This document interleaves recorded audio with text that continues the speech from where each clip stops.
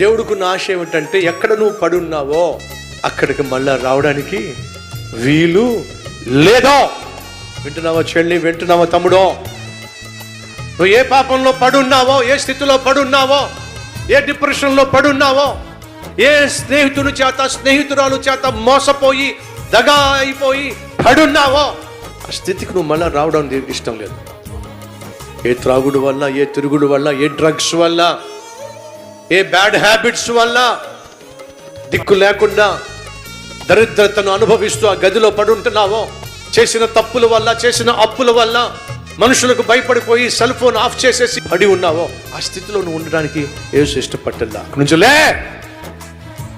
ఈరోజు నువ్వు ఎక్కడ పడి ఉన్నావో అక్కడి నుండి నా ప్రభువు నిన్ను లేవనెత్తాలి ఆశపడుతున్నాడు.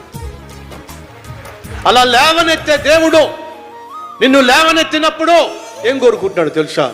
మళ్ళీ ఈ స్థితికి మాత్రం తిరిగి రావద్దు.